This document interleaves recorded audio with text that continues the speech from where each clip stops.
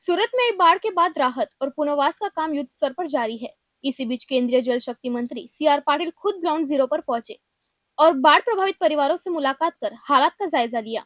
सूरत शहर में हाल ही में आई बाढ़ ने कई इलाकों में जनजीवन को पूरी तरह प्रभावित कर दिया है। खाड़ी में पानी का स्तर बढ़ने से कई रिहायशी क्षेत्रों में भारी जलभराव हो गया, जिससे लोगों को घरों में पानी भरने, सामान खराब होने और रोजमर्रा की जिंदगी प्रभावित होने जैसी कई समस्याओं का सामना करना पड़ा। बाढ़ के बाद अब राहत और पुनर्वास का कार्य तेजी से चल रहा है। इसी बीच केंद्रीय जल शक्ति मंत्री सीआर पाटिल सूरत के गोदादर क्षेत्र पहुँचे, जहाँ उन्होंने बाढ़ प्रभावित परिवारों से सीधे मुलाकात की। दौरे के दौरान सीआर पाटिल ने लोगों की समस्याएं सुनी और बाढ़ से हुए नुकसान की जानकारी ली। उन्होंने प्रभावित परिवारों से बातचीत कर यह भी जाना कि राहत कार्य किस गति से चल रहा है और सरकारी सहायता लोगों तक किस प्रकार पहुंच रही है। मौके पर मौजूद अधिकारियों से भी उन्होंने विस्तृत जानकारी ली। राहत सामग्री के वितरण, आर्थिक सहायता, सफाई अभियान और प्रभावित क्षेत्रों में चल रही पुनर्वास प्रक्रिया की समीक्षा भी की गई। सरकारी अधिकारियों को निर्देश दिए गए कि राहत कार्यों में किसी भी प्रकार की ढिलाई न बरती जाए और जिन परिवारों तक सहायता अब तक नहीं पहुँची, वहाँ भी जल्द से जल्द सरकारी मदद उपलब्ध कराई जाए। इनके साथ ही प्रभावित क्षेत्रों में सामान्य जनजीवन जल्द बहाल करने, सफाई व्यवस्था को और तेज करने तथा लोगों की बुनियादी जरूरतों को प्राथमिकता देने पर भी जोर दिया गया। प्रशासन का कहना है कि राहत और पुनर्वास का काम लगातार जारी रहेगा और प्रभावित परिवारों को हर संभव सहायता उपलब्ध कराने का प्रयास किया जाएगा। केंद्रीय मंत्री के दौरे के दौरान प्रशासनिक अधिकारियों के साथ राहत कार्यों की विस्तृत समीक्षा की गई। अधिकारियों को निर्देश दिए गए कि प्रभावित लोगों तक आर्थिक सहायता, आवश्यक सुविधाएं और सरकारी योजनाओं का लाभ बिना देरी के पहुँचाना जाए। साथ ही पुनर्वास कार्य को भी तेजी से पूरा करने के निर्देश दिए गए ताकि बाढ़ प्रभावित परिवार जल्द सामान्य जीवन की ओर लौट सके। फिलहाल सूरत में बाढ़ के बाद राहत और पुनर्वास का काम लगातार जारी है। अब सबसे बड़ा सवाल यही है, क्या हर प्रभावित परिवार तक समय पर सरकारी सहायता पहुंच पाएगी और शहर पूरी तरह सामान्य स्थिति में कब लौटेगा? इस घटनाक्रम पर हमारी नजर बनी हुई है।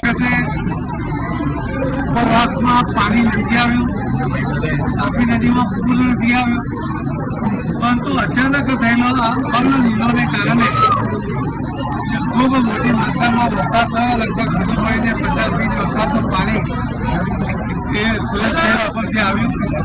એના કારણે જ્યાં ક્યારે ભૂતકાળમાં પાણી નથી ભરાયું એવા વિસ્તારમાં પણ પાણી આવ્યું, કેમ કે આ પાણી નદીમાંથી નહીં આવ્યું, સીધો જ આકાશમાંથી વરસાદનું પાણી આવવાને કારણે જ્યાં ક્યારેય પાણી નથી ભરાય એવી જગ્યાએ પણ પાણી ભરાયા। ખૂબ લોકોને નુકસાન પણ થયું। ઘણા બધાના ઘરમાં પાણી ઘૂસ્યું, એમને ખાવા પીવાની ચીજો અને ઘર વખરીને પણ મોટું નુકસાન થયું।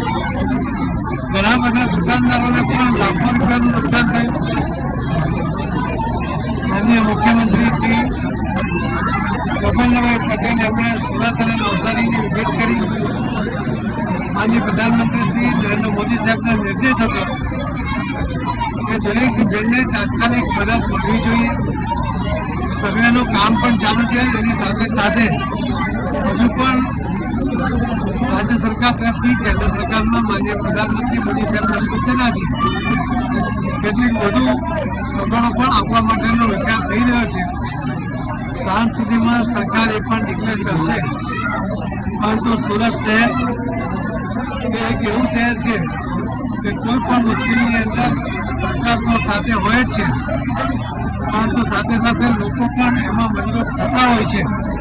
આવી ભીષણ પરિસ્થિતિ જ્યાં નિર્માણ થઈ હતી ત્યાં પણ લોકોએ, નગરપાલિકાએ, કલેક્ટરશ્રીએ, બાકીના પણ અધિકારીઓ અને સફાઈ કર્મીઓ વિશેષ રૂપે એમણે જે મહત્વનું કામ કર્યું અને પાણી ઉતરતા જ સુરત શહેરને સ્વચ્છ કરવાનો જે પ્રયત્ન થયો, કેમ કે ઘરમાં જેમનો અનાજ એ પાણીમાં એમને પાણી લાગી ગયો હતો, પાણીમાં ડૂબી ગયો હતો।